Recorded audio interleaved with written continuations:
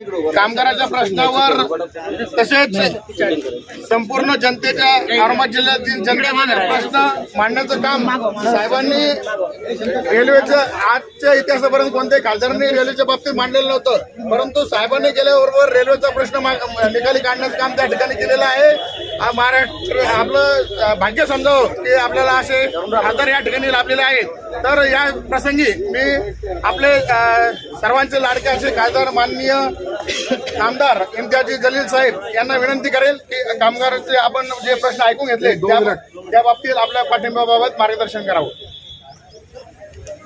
सबसे पहले तो मैं एसटी महामंडल के जितने भी कर्मचारी जिन्होंने आत्महत्या की है उनको मैं श्रद्धांजलि अर्पित करता हूँ। और सबसे पहले मैं आप लोगों से यही विनती करने के लिए आया हूँ कि मरना बहुत आसान है, अगर जीना है तो हमको लड़कर जीना होगा। तो इसीलिए आप लोगों की तरफ से अपने जितने भी आपके कर्मचारी हैं उन सभी को ये संदेश आपको पहुंचाना है कि अगर हम आत्महत्या करेंगे तो इसका सुझाव नहीं। एक आत्महत्या अगर किसी एक परिवार का एक पुरुष करता है तो उसके पीछे जो एक परिवार रहता है उसके ऊपर क्या गुजरती है, ये इसका अंदाज़ा हम सबको लगाना बहुत ज़रूरी है। आपका जिस वक्त से आंदोलन शुरू हुआ हमने उसी दिन से आपके इस आंदोलन का समर्थन किया है।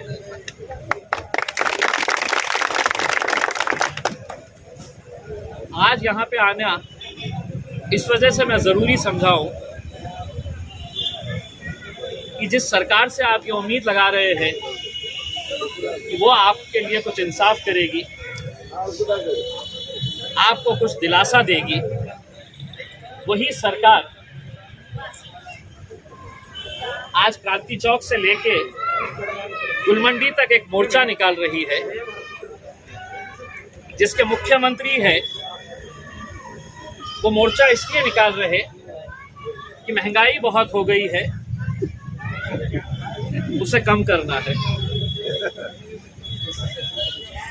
तो जो सत्ता में बैठे हुए हैं जिनका काम ये है कि आपकी समस्या क्या है इसका हल उन्होंने निकालना चाहिए। सत्ता में बैठकर अगर वो कहेंगे कि महंगाई बढ़ गई है और हम क्रांति चौक से गुलमंडी तक मोर्चा निकालेंगे, तो मैंने उनको आज के दिन मेरी तरफ से ये संदेश दिया कि अगर उस मोर्चे के अंदर आपको लोग कम मिल रहे हैं तो मैं पूरी औरंगाबाद जिले की जनता को कहूंगा कि उस मोर्चे में शामिल हो, बशर्ते शाम तक तुमने ये ऐलान कर देना चाहिए कि हमारे इस मोर्चे की वजह से कीमतें अब इतनी कम हो चुकी है।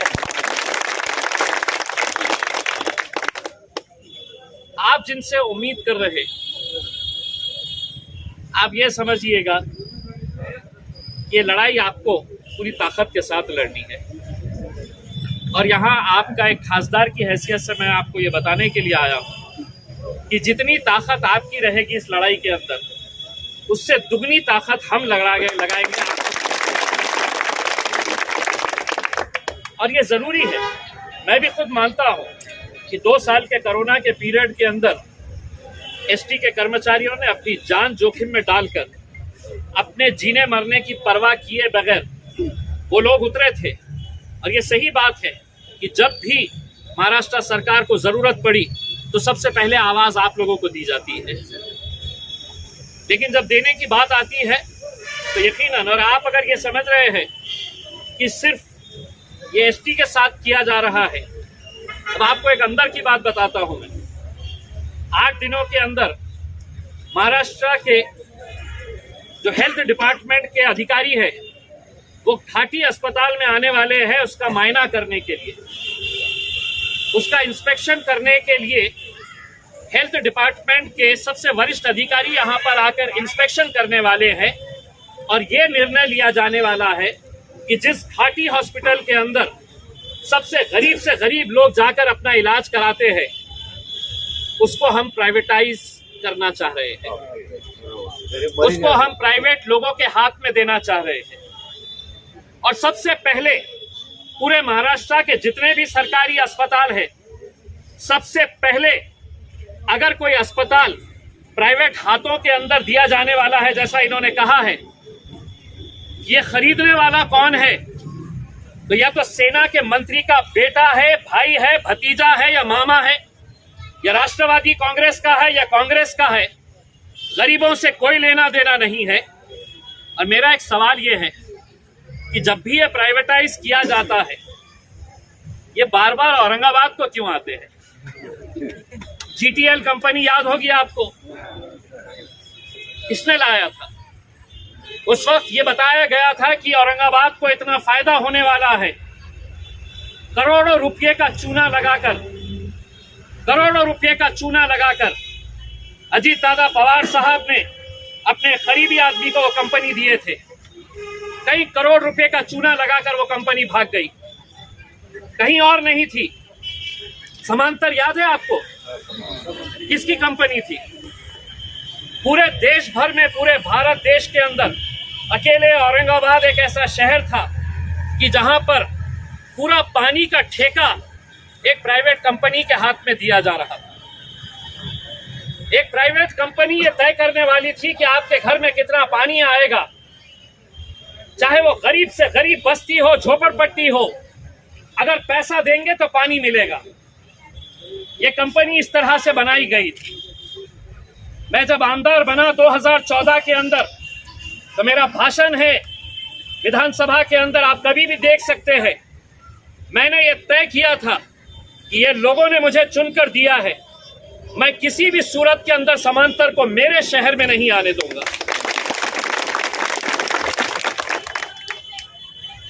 मेरे ऊपर कैसा दबाव डाला गया था उस वक्त आप अंदाजा नहीं लगा सकते। कोई आकर डराता था और ये कहता था कि साहब बहुत बड़े लोग हैं, क्यों अपनी जान जोखिम में डाल रहे हैं, वो लोग कुछ भी कर सकते हैं। फिर खरीदने की कोशिश की गई थी। खरीदने की कोशिश इसलिए की गई थी कि 20 साल का ठेका था, हजारों करोड़ रुपए का मामला था। हर साल आमदार को इतना पैसा मिलेगा, हर साल खासदार को इतना पैसा मिलेगा, अधिकारियों को इतना पैसा मिलेगा, ये सब तय हो चुका था। मुझे देवेंद्र फडणवीस साहब ने मुंबई में मंत्रालय के अंदर मीटिंग के लिए बुलाया। समांतर कंपनी की तरफ से जो बड़े बड़े अधिकारी आए थे सूट बूट पहनकर, मैं उनको देखकर पहचान लिया। मैं बोला आप तो कलेक्टर थे, आप क्या कर रहे हैं? तो बोले मैंने रिटायरमेंट लिया हूं और ये कंपनी ज्वाइन किया। तीन IAS ऑफिसर्स, जिसमें से 2 ने वॉलंटरी रिटायरमेंट लिया और वो कंपनी ज्वाइन की। कंपनी किसकी थी? तो भारतीय जनता पार्टी के राज्यसभा के सांसद जो जी न्यूज के मालिक हैं, ये कंपनी उनकी थी। ये कंपनी उनकी थी। मुझे जब बुलाया गया उस मीटिंग के अंदर, तो देवेंद्र फडणवीस साहब ने मुझसे कहा कि इम्तियाज भाई, मैं आपको बता रहा हूं, अगर आप ये कंपनी का विरोध करें तो औरंगाबाद में कम से कम 20 साल तक आपको पानी के लिए लड़ना ही पड़ेगा। औरंगाबाद को पानी मिलेगा नहीं। जब पूरी मीटिंग खत्म होने लगी और उन्होंने मुझसे एक सवाल किया कि ठीक है ये करे, मैं बोला सर मेरा एक सवाल है, सुनिए। मैंने कहा ये कंपनी को हम दे रहे हैं ठेका, ये कंपनी अपना खुद का पानी तैयार करने वाली है, ये कंपनी पानी कहां से लेकर आने वाली है? तो वो अधिकारी समझ गए सवाल क्या था। मैंने कहा कि मुझसे सिर्फ इतना बताइए, ये पानी कहां से लेकर आने वाले हैं? तो एक अधिकारी ने कहा यहीं जयकवाड़ी से लाने वाले। अगर जयकवाड़ी से पानी लाने वाले हैं, जो महज 50 किलोमीटर दूर है, आज हम क्या कर रहे हैं? 2014 में मैंने ये मांग की थी, ये काम महाराष्ट्र जीवन प्राधिकरण को दिया जाए। आपको हैरत होगी ये बताते हुए कि इनके अधिकारी, इनके कर्मचारियों ने, मैं जिस वक्त आमदार था तो मंत्रालय के सामने ऐसा ही बोर्ड लगाकर वो धरने पर बैठे थे। और धरने पे किस बात के लिए बैठे थे? कि हमको जो पगार दी जा रही है सरकार की तरफ से, वो मुफ्त में दी जा रही है, हमारे पास कुछ काम ही नहीं है। ये आंदोलन हुआ था। मैंने कहा मुख्यमंत्री साहब, अगर हम ये काम MJP से करवा ले 50 किलोमीटर की लाइन डालना है। आज बारिश इतनी हुई है, हमको गेट खोलकर पानी को बाहर फेंकना पड़ रहा है। हम अगर यहाँ पर अगर सिर्फ हमारे 50 टैंकियाँ अगर हम बनवा लेते, हर साल जो भी महानगर पालिका के अंदर सत्ता में बैठे थे, आज ये महिलाओं की दिक्कतें क्या है मैं अच्छी तरह से समझता हूँ। इन्हें कुछ नहीं चाहिए, ये सिर्फ कहती है कि हमको पानी दिला दो। पूरे औरंगाबाद के अंदर लोगों की ये आज हम 52 टाकियाँ बना रहे, सत्ता में बैठे अगर महानगर पालिका वाले अगर हर साल सिर्फ 5-5 टाकियाँ भी बनाते तो आज हमारे पास पानी जयपाड़ी से छोड़ने की जरूरत नहीं पड़ती। आज हम यहाँ पर इन टाकियों में डालते और किसी को 4 दिन 6 दिन या 8 दिन का इंतजार नहीं करना पड़ता। हम दिन में 2 टाइम आपको पानी दे सकते हैं। ये जो एसटी का मामला है, आप ये समझ लीजिएगा, जिस तरह अगर वो घाटी अस्पताल अगर प्राइवेट लोगों के हाथों में देना चाह रहे हैं, देखिए राजनीति अपनी जगह के ऊपर, लेकिन ये सरकार बनी कैसा है ये आपको भी मालूम है। ये 3 पहिए का रिक्शा है। की सरकार। अब हर मंत्री को ये फिक्र है दोबारा चांस मिलता क्या, जमीन के बाद में कुछ होगा क्या? ये हकीकत है, ये सच्चाई है। तो हर एक ने तय किया जब तक है जितना बटोर सकते हैं बटोर। ये हकीकत मैं आपको बता रहा हूँ और ऐसा नहीं है कि छुप के बता रहा हूँ, कैमरे में है। कल कोई मुझे चैलेंज कर देना, मैं उनको ओपन चैलेंज करता हूँ। ये बात आपको ये समझना चाहिए कि सरकार जो है वो गरीबों के हक में नहीं रहती है, लेकिन अगर गरीब, अगर मेहनतकश मजदूर, अगर किसान अगर एक ताकत बनकर खड़े रहता है तो अच्छी अच्छी हुकूमतों को गिराया जा सकता है। लेबर कॉलोनी के अंदर 350 लोग रहते हैं, 350 मकान हैं। दिवाली से महज 3 दिन पहले आप रात में 12 बजे जाकर पूरी लेबर कॉलोनी के अंदर बोर्ड लगा देते हैं कि 8 दिन के अंदर ये घर खाली करो। आप सभी लोग मेहनत करने वाले लोग हैं, मुझे मालूम है कि आपकी पिछली दिवाली कैसी गुजरी है, उससे पहले की दिवाली कैसी गुजरी है। कोरोना के वजह से किसी के घर में दिया नहीं जला था, कहीं कोई फरार बनाने के लायक नहीं था क्योंकि पैसा ही नहीं था लोगों के पास। आज 2 साल के बाद वहां पे रहने वाले जो गरीब हमारे हिंदू भाई बहने हैं, कहीं पर रंगोली बनाई जा रही, कहीं पर फरार बनाने का कार्यक्रम चल रहा, छोटे बच्चे दिवाली मनाने की खुशियां मना रहे और रात में 12 बजे जाकर आप बोर्ड लगा देते हैं कि 8 दिन के अंदर ये खाली करो।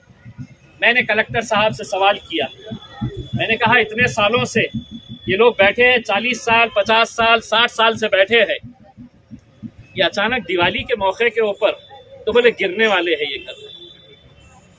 बोले हमने ऑडिट कराए तो ऑडिट में पता चला है कि ये धोखादायक है। मैं बोला आपको बोले हैं ये कि 8 दिन के अंदर गिरने वाले हैं। सिर्फ 8 दिन के अंदर गिरने वाले हैं आपके। मैंने कहा कि अगर इंसानियत होती, और सिर्फ कलेक्टर की ही नहीं, पुलिस कमिश्नर के अंदर अगर वो इंसानियत होती तो वो कहता कि मैं पुलिस फोर्स नहीं दूंगा, मनाने दो इन्हें दिवाली, और दिवाली के बाद हम जाएंगे वहां पर। क्या उनको घर में खुशियां नहीं थी? मैं आज भी देखता हूं, एक थोराट नाम की बाई है वहां पर, आगे पीछे कोई नहीं है उसका, कैंसर पीड़ित है महिलाओं। मैंने पूछा कि तुम अगर बुलडोजर चलाएंगे तो ये थोराट बाई कहाँ रहेगी ये बताओ। एक महिला है जिसका पति, जिसका सास, जिसका ससुर, कोरोना से पिछले साल 3 लोगों की मौत हो गई। 2 छोटे बच्चे हैं, वो 2 छोटे बच्चों का ट्यूशन लेके वो घर चलाती है। मैंने कहा इसके घर पे बुलडोजर अगर चलाएंगे तो ये कहां जाएगी। तो जब कोई जवाब नहीं मिला तो मैंने लोगों से ही कहा कलेक्टर साहब का खुद का बंगला बहुत बड़ा है, बहुत बड़ा है, वहां चला जाए, सब जगह जाके वहां। आप लोगों से सिर्फ मैं इतना कहना चाहूंगा कि अगर आप टूट गए, आपने ये तय करना चाहिए, और मेरी तरफ से मैं आपको हाथ जोड़कर ये विनती करने के लिए आया हूँ। महाराष्ट्र के जितने भी एसटी के कर्मचारी हैं, मैं उनको ये कहने के लिए आया हूँ, आपकी इस लड़ाई के अंदर हम पूरी ताकत के साथ खड़े हैं, लेकिन आत्महत्या जैसी आप आत्महत्या का विचार अपने मन से निकाल दें, क्योंकि कोई असर नहीं पड़ने वाला। आपकी मौत मतलब सरकार के लिए सब महज एक आंकड़ा रहती है। गिनते हैं कि परसों 35 थे, फिर 36 हो गए, 37 हो गए, 38 हो गए हैं। आपकी मौत से उन्हें कोई विचलित हो जाएंगे, वो कोई परेशान हो जाएंगे, उनकी नींद हराम होगी, नहीं होता है। किसान जब आत्महत्या करता है तो सरकारों के लिए वो सिर्फ एक आंकड़ा बन के रह जाता है, कुछ नहीं होता है। किसान आत्महत्या करते रहता है, सरकार को जो करना है वो करते रहते हैं। मैं आप लोगों को सिर्फ इतना कहने के लिए आया है कि हम जहां पर भी जिस प्लेटफॉर्म के ऊपर आवाज़ उठानी है, भले ही ये महाराष्ट्र का मुद्दा है, ये एसटी का मुद्दा है जो महाराष्ट्र से ताल्लुक़ रखता है, लेकिन जैसा भाई साहब ने कहा है कि ये मुद्दा मैं आपकी आवाज़ बनकर लोकसभा के अंदर भी उतारूंगा और उसके अंदर कितने कर्मचारियों ने आत्महत्या की है उनका हिसाब वहां से मांगा जाएगा। लेकिन अब सवाल ये पैदा होता है कि अब हम जाए तो मांगने के लिए किससे जाए? आप लोग अगर जाए तो किससे जाए? अब जिससे उम्मीद है मांगने की तो वो कह रहा है मैं क्रांति चौक से गुलमंडी तक मोर्चा निकाल रहा हूँ। भाई मेरे ये बताइए, आपकी लड़ाई होगी राजनीतिक, आपका जो भी आपका भारतीय जनता पार्टी के साथ या केंद्र सरकार के साथ होगा, वो आप लड़ाई लड़िए। वो 5 रुपये कम किए हैं और वो भी देखिए कैसे है। पेट्रोल कहाँ था और कहाँ लेकर चले गए, और फिर इतना गाजा बाजा किए कि 5 कम किए। पूरा फुल टेलीविजन के ऊपर 116। पहले लोग बोलते थे कि पेट्रोल 100 रुपये तक जाएगा क्या करके, अब 100 भी निकल गया, 105 भी निकल गया, 110 भी निकल गया, 115 क्रॉस हो गया। फिर गाजा बाजा करके बोले हम 5 कम किए। अब हम ये कह रहे हैं कि उन्होंने कम किए ना 5, तुम 2 तो कम करो, तुम 2 रुपये तो कम करो। ये कौन सी बात हो गई कि हम क्रांति चौक से गुलमंडी भाव कम करने के लिए, भाव बहुत बढ़ गए हैं, उसके लिए हम मोर्चा निकाल रहे हैं। मैंने यहाँ तक कह दिया भाई साहब मैं आपका झंडा पकड़ने के लिए तैयार हूँ, आपका मफलर डालता हूँ अगर रात में ये घोषणा करने वाले हैं कि 10 रुपये हम पेट्रोल की और कम कर रहे हैं। क्या है, लोगों को ऐसा लगता है, और खासकर जो राजनीति में जो लोग रहते हैं उन्हें ऐसा लगता है कि जनता बहुत बेवकूफ़ है करके। ये उनकी सोच हो जाती है कि हम बहुत होशियार है, जनता को कुछ समझता नहीं है करके। जनता कितनी होशियार है ये उनको अगर अंदाजा हो गया तो मेरे हिसाब से 8-8, 10-10 दिन आप लोगों को बैठने के लिए, क्योंकि आप अपना अधिकार मांग रहे हैं, आप अपना हक मांग रहे हैं, और बिल्कुल आप अपनी ये लड़ाई जारी रखिएगा। आपकी लड़ाई के अंदर हम पूरी तरह से शामिल हैं। जिस प्लेटफॉर्म के ऊपर, जिस पोजीशन के ऊपर, जहाँ जहाँ पर भी जो भी हमारी तरफ से बन पड़ेगा, हम पूरी ईमानदारी के साथ कोशिश करेंगे। बस जाते जाते सिर्फ इतना एक बार फिर से कहकर जाऊँगा कि आत्महत्या इसका हल नहीं है। अगर किसी के मन में अगर कहीं से भी ये सवाल आ रहा है तो जो एसटी कर्मचारियों के जो नेता लोग हैं वो लोगों ने अपने तौर के ऊपर ये संदेश तमाम कर्मचारियों को भेजे कि मरना बहुत आसान है, हमको जीना है और लड़कर जीना है।